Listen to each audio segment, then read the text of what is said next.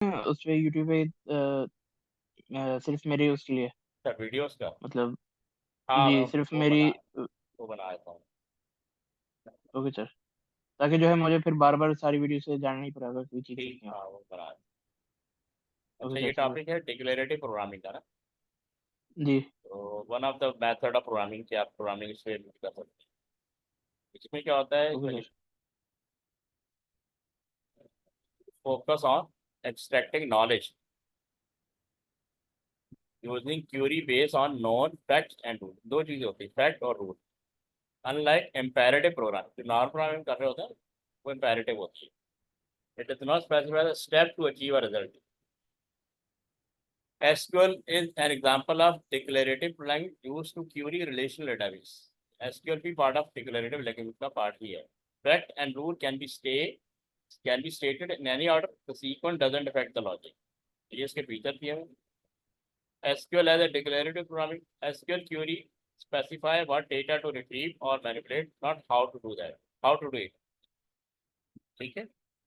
ये what पे focus होता है इसका। जैसे select name, age, comma age from user where city is equal to parent। ठीक है, ये किस तरह लाया ये मैटर नहीं करता, लाना क्या है ये मैटर करता है। ठीक है, जैसे यहाँ क्यूरी जी लिखी सर। हुई, select first name, second name from student फिर class ID 7A, order by second name. तो ये एग्जांपल दी हुई कि एसक्यूएल भी पार्ट ऑफ डिक्लेरेटिव लैंग्वेज। फिर ये Prolog as a declarative language होती है, uses predicate logic to represent fact and rule. Example fact in Prolog, आप जैसे कंट्री लिखा, ठीक है, ब्रैकेट में फ्रांस ये कंट्री का नाम, यहाँ पे ना डॉट लाजमी आएगा। तो मेंशन क्या किया, France is a country. Speaks, पहले कंट्री नेम आ गया, French, French is spoken in France. आप डिस्क्रिप्शन में इस तरह लिखेंगे और डिक्लेयर प्रो लॉ क्या लेंगे, डिक्लेरेटिव उसमें इस तरह लिखेंगे। Prolog fact are written in lower case and end with the period. ये प्रो लॉग है, ठीक है। पीरियड का मतलब ये जो फुल स्टॉप होता है, इस पे इसको यूज किया जाता है एंड करने के लिए। Comparison with imperative language programming. Imperative programming involve writing explicit step to perform था, इसमें स्टेप्स होते हैं।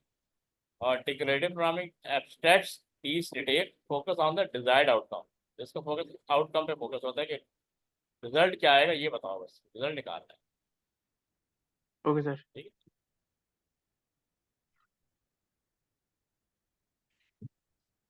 अब जैसे यहाँ पे दिया हुआ ये कुछ, पहले दिया जी कंट्री कौन सा है, France, Germany, Japan, New Zealand, England और स्विट्जरलैंड।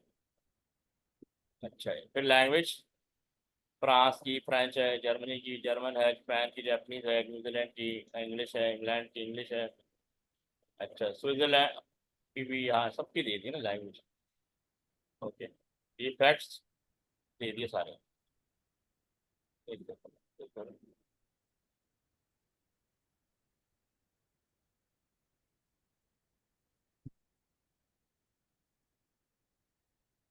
कह रहा these fact are used to set up a knowledge base.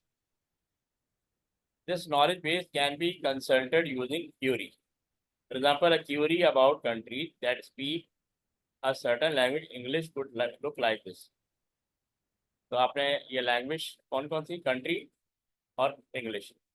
Note that a variable in Prolog country in the example begin with an upper letter, ठीक है, upper case जी letter. Sir.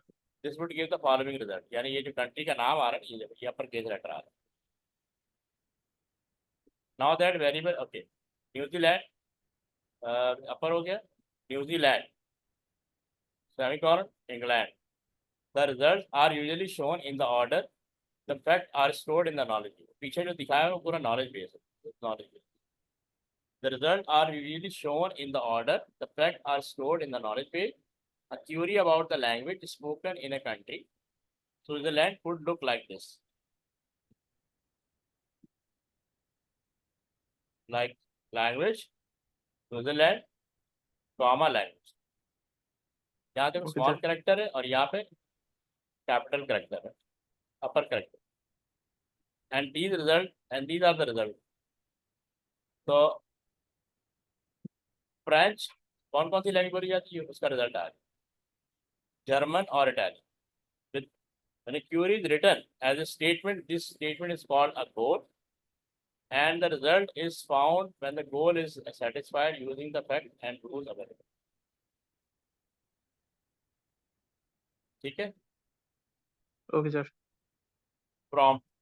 The result for the country Switzerland query would look like this in SWI prolog. अब question mark लगा हुआ है, एक language Switzerland comma language equal to French, language equal to German, language equal to Italian. Press semicolon to get the next result.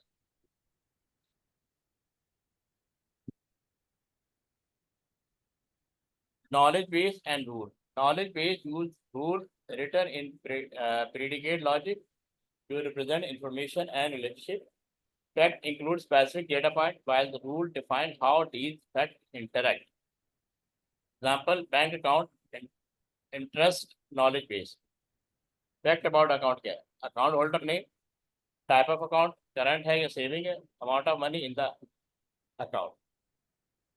Fact about interest rate, percentage rate of interest, type of account associated with the rate, minimum account balance required to qualify for the interest. ये सारे fact दिए. अब यहाँ पे इसका knowledge base दे दिया. Bank account Laila comma current comma 500, bank account Stephen saving 50, bank account Paul current 45, bank account Tasha saving 5000. अच्छा, इंटरेस्ट 2%, करंट अकाउंट होगा 500 मिनिमम अमाउंट होना चाहिए. Interest 1%, current 0, interest 10%, saving 5000, interest 5%, saving 0. तो saving rate name comma rate, bank account name comma type amount, rule for the rate of interest to be. Name यानी account holder का नाम और account type कौन सा है और अमाउंट कितना होना है. इंटरेस्ट रेट क्या है, उसमें रेट आना चाहिए, इंटरेस्ट में रेट आना चाहिए और टाइप और बेस, ये तीन स्टेप है रूल्स है. Amount greater than equal to base. ठीक है. Okay sir.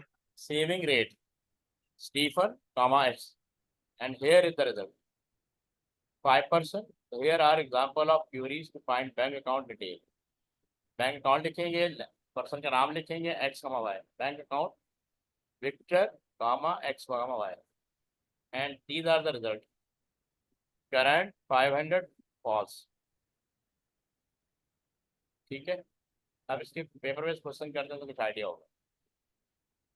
अब ये जरा गो थ्रू करो पहले. Okay sir.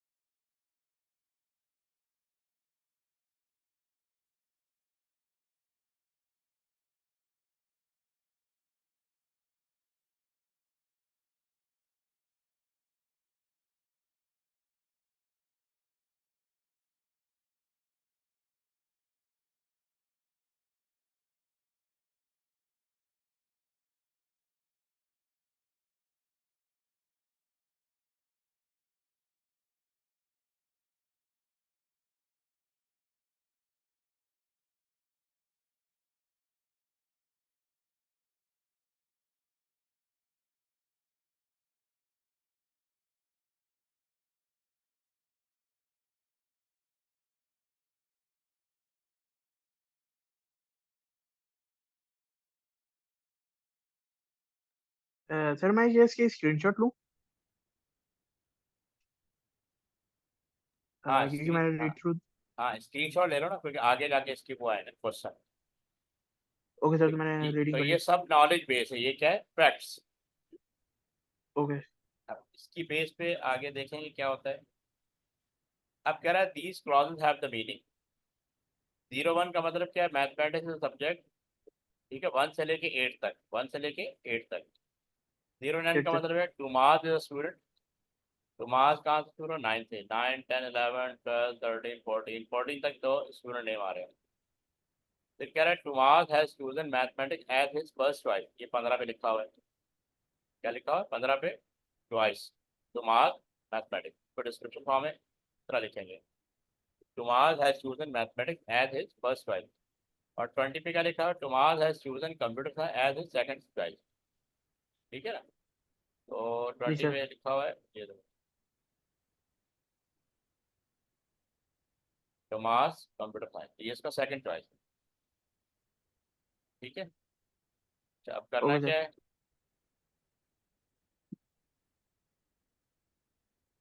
कह रहा है कि एंथोनी इज अ स्टूडेंट। ठीक है।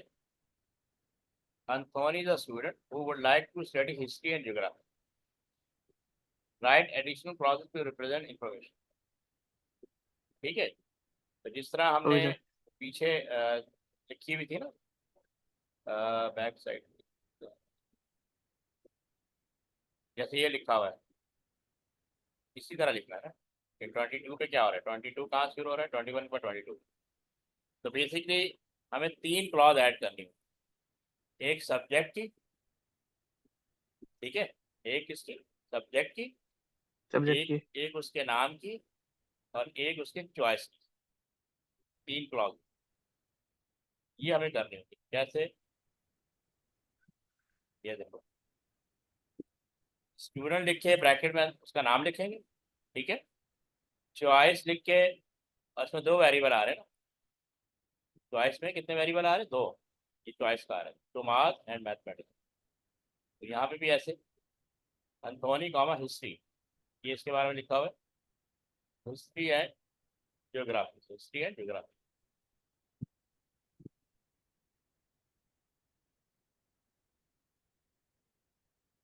Choice to Anthony comma geography. पहले पर्सन का नाम आता है, फिर उसके सब्जेक्ट का नाम आता है। ये चॉइस 1 हो गया, चॉइस 2 हो गया, एंथोनी और ज्योग्राफी। समझ आया? यानी इसी को डिस्क्रिप्शन फॉर्म में लिखा है। ठीक है। Write additional clause to represent this information. सिर्फ इस इंफॉर्मेशन को हमने प्रोलॉग ऑप्शन में लिखना है या फॉरवर्ड में लिखना है। समझ आया? जी सर। अब एक और फर्दर आ गया, using the variable X, using the variable X the goal choice 1 X comma chemistry return X equal to Terris comma Elspeth. Write the result return by the goal choice 1 X की का क्या आएगा वो हमें लिखना है। और क्या नाम है, रिटर्न कर रहा है एक्स टेरिसा और एल्सपेथ। तो ये हमें देखना पड़ेगा पीछे में। टेरिसा के हाँ जी। पास कौन सा सब्जेक्ट है? टेरिसा नजर आ रही है? ये रहा टेरिसा, ये स्टूडेंट है। दूसरा कौन था? एल्सपेथ। अब हम देखेंगे टेरिसा को केमिस्ट्री पसंद है। ठीक है। और एल्सपेथ को भी केमिस्ट्री पसंद है। ओके। ठीक है। इन दोनों को केमिस्ट्री पसंद है, तो वहां पे हमें शो करना जी। है।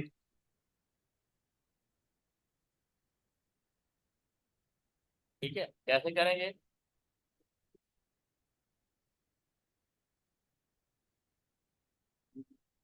Right the result return by the code x comma, अच्छा मैथमेटिक्स को देखना है, हम केमिस्ट्री देख रहे हैं। तो एक्स पर्सन है और मैथमेटिक्स सब्जेक्ट। मैथमेटिक्स कितने लोग लाइक करते हैं, कितने लोगों ने चूज की है? चॉइस 1 लिखा, 2। तो 3 है ना। यहाँ पे देखो 3 है, टोमास, पीट्रो और नाइको। अभी पीछे कंफर्म कर लेते हैं। अच्छा हाँ, सही सही। देखो मैथमेटिक्स किसके पास है? टोमास के पास जी है। जी। पीट्रो और पीट्रो नाइट्रो और बस। नाइट्रो का है। वो उसी के बाद ही है, पीट्रो के बाद। हाँ ये रहा नाइको। तो इनका रिजल्ट हमने रिटर्न कर। फिर कह रहा है student must choose 2 different subject like that and may choose S and may choose S if N is a student and S is a subject and N has not chosen S as the first choice. So write this as a rule. may choose subject, n क्या है, n may choose s, n is a student, तो यहाँ पे student का नाम आ जाएगा, s is a subject, यहाँ पे सब्जेक्ट का नाम आ जाएगा, and has not chosen s as the first choice, यानी ये चॉइस 2 हमें दिखानी है, और इफ कंडीशन के आगे उसका स्टेटमेंट लिखना है। अब ये देखो, स्टूडेंट n है, सब्जेक्ट s है, और चॉइस n कॉमा s है, तो हम ये यहाँ पे लिखेंगे मे चूज सब्जेक्ट, मे चूज सब्जेक्ट, ये पीछे दिया होगा, हाँ ठीक है, subject. n comma s, if student n, तो ये रूल कैसे लिखना है, if student n and subject s and not, क्योंकि उसने कहा था ना n जो है वो चूज नहीं कर रहा है s चॉइस 1 को, जी। And not choice 1 n comma s, तो n की चॉइस पहली चॉइस नहीं है, सेकंड चॉइस, तो may choose subject n comma s, if not choice n comma s, student n comma, इसको यानी दो तरीकों से लिख सकते हैं, एक तो ये तरीका, ये सबसे आसान तो ये वाला है, सबसे आसान कौन सा है, ये वाला है, ये डिफिकल्ट वो बेहतर है, ठीक है, ओके सर। इसका स्क्रीनशॉट ले लो, ओके सर। इसका स्क्रीनशॉट ले लो, बल्कि ये वाला परफॉर्म करो, मैं 2 मिनट में आता हूँ, ये हो जाएगा, ट्राई कर लेता हूँ सर। राइट।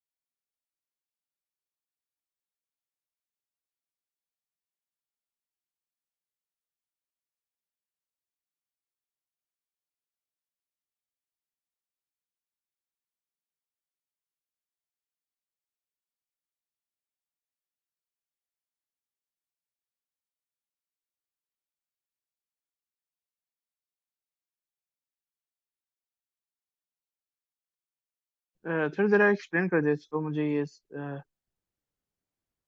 इसका समझ में नहीं आया मतलब।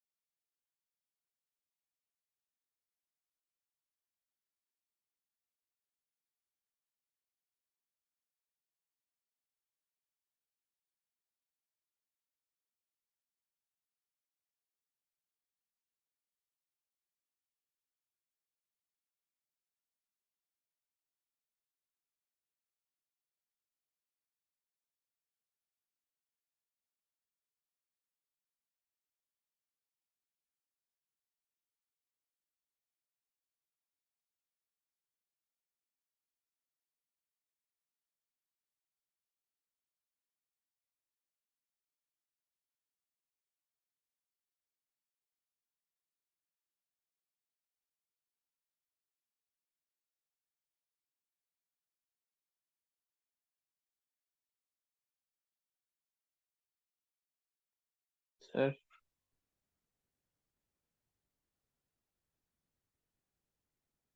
हेलो।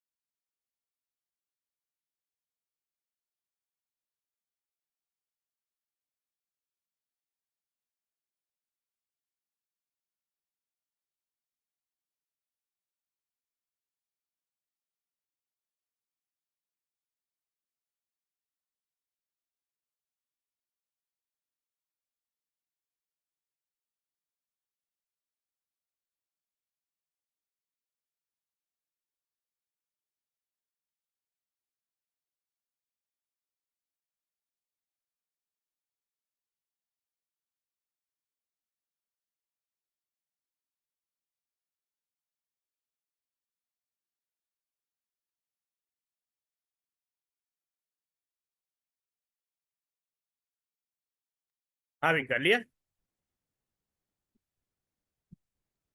सर मैं बोल रहा था मुझे एक्सप्लेन कर दे कि हाँ क्योंकि मेरे से समझ ये नहीं आया मुझे। देखो ये पहले वाले की तरह है। इसमें लिखा हुआ है म्यूजिक इज अ हॉबी, ठीक है। टोबी इज जी a person, Natasha enjoy travelling, Toby disliking caving, dislike caving. अब इसी चीज को कार्लोस पे अप्लाई करना है। Carlos is a person who enjoys the hobby of जी cycling but does not like music। अब ये चारों चीजें ना, जैसे zero music is a hobby, ठीक है ना। तो यहाँ पे आप लिख सकते हैं कार्लस इज अ पर्सन, ठीक है। जैसे 07 में लिखा ना टॉबी, तो वहाँ कार्लस आ जाएगा। वो enjoy the hobby of cycling, तो आप लिख देंगे साइकिलिंग इज अ हॉबी, ठीक है। यहाँ पे ट्रैवलिंग नहीं, नताशा एंजॉय ट्रैवलिंग। तो इसको देखते हैं एक सेकेंड। ये देखो वो रूल लिखने हैं जो पहले रूल लिखे हुए थे 20 पे। जी पर्सन कार्लस आ जाएगा और यहाँ डॉट भी आ जाएगा।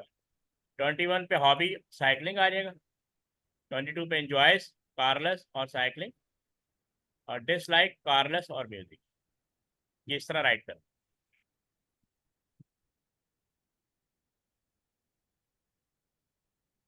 सही है। Okay sir. अब ये क्या रहा है, using the variable P the goal enjoy P comma camping, return P Eliza और George, write the result return by the goal enjoy P comma climbing. ठीक है, जैसे पीछे हमने अभी पहले इसको देखा था। तो क्लाइंबिंग कौन कौन लाइक करता है, यहाँ पे डिटेल में नहीं। टॉबी और नीना, टॉबी और, रीना। तो ये देखो वहां पे टॉबी और नीना ही आ रहा है। फिर कह रहा है N is a person who might enjoy H if H is a hobby and N does not dislike H.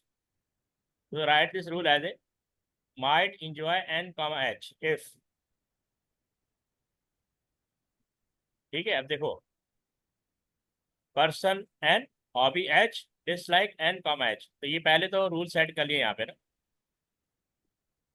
अच्छा, might enjoy N comma H ये गिवन है। इफ क्या के लिखना है, देखो इसको कॉपी करना है यहाँ पे, हॉबी को कॉपी करना है यहाँ पे, बीच में एंड आ जाएगा। और डिसलाइक एन कॉमा एच को, अच्छा फिर ये एंड आ जाएगा, डिसलाइक एन कॉमा एच, अब ये नॉट आ जाएगा। क्यों, उसने कहा होता कि does not like an comma H,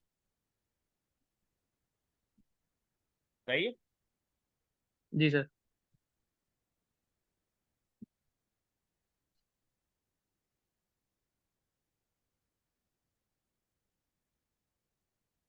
अब ये देख लो फटाफट,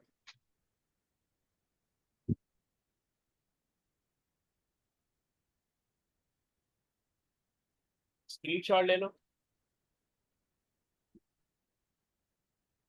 एक मिनट सर। जी सर ले ली। ठीक है? अब इसका स्क्रीनशॉट ले लो। More fact are to be included, यहाँ पे फैक्ट डाले हैं। The travel writer visited the city of Santiago, which is the capital city of Chile in the continent of South Africa. Right, एक क्रॉस रिकॉर्ड। तो ये इसी तरह लिखना है, कैपिटल सिटी अमान है ना, तो यहाँ पे लिखा है कैपिटल सिटी चिली, जी ठीक है। और उसके बाद क्या है, city in country Amman comma Jordan. तो सिटी इन कंट्री में क्या आएगा, कहाँ पे है, नाम दिया हो वो नाम नहीं दिया हो ना? नहीं सर। चलिए यहाँ पे नाम दिया हुआ कैपिटल सिटी इन कंट्री अमान और जॉर्डन। तो अमान, अच्छा ठीक है ना, सिटी दिया हुआ ना, सिटी कौन सा दिया हुआ, Santiago comma Chile in the continent, continent अलग है। सिटी इन द कंट्री हो गया, city country in the continent.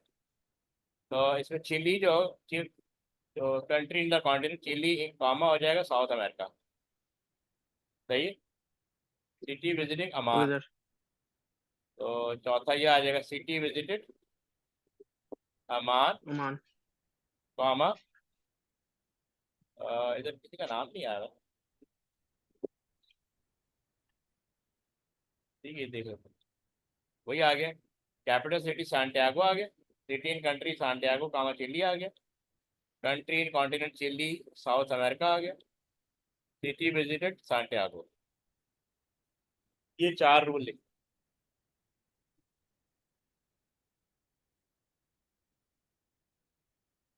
सही। Okay sir. Using the variable this country comma the goal country in continent this country comma Europe return this country equal to Belgium comma UK write the result return by the goal city in country this city comma UK this city equal.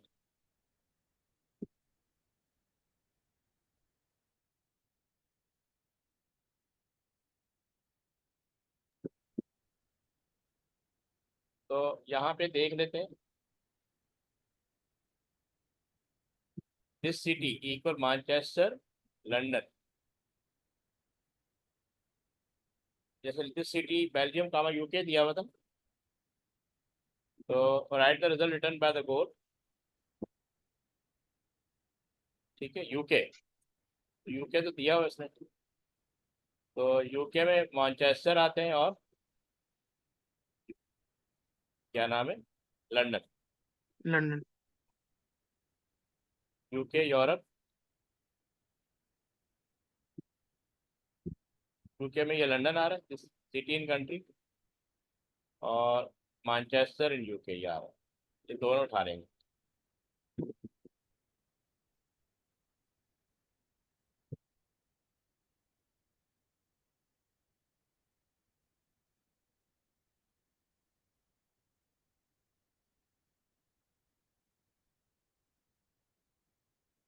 Complete the rule below to list the countries the traveler writer has visited. Countries visited this country.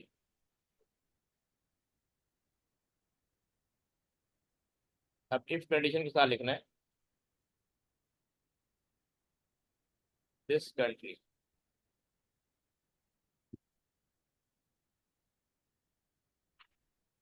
क्या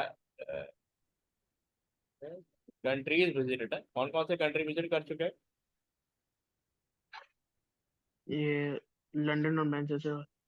London है और Manchester जी। City in country. ये Brussels भी है ना, Shanghai भी है।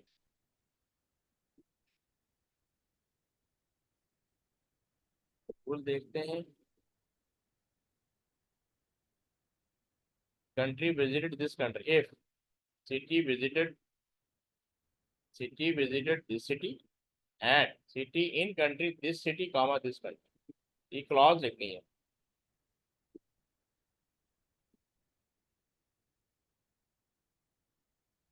ये जो है ना क्लॉज लिखनी है। ओके।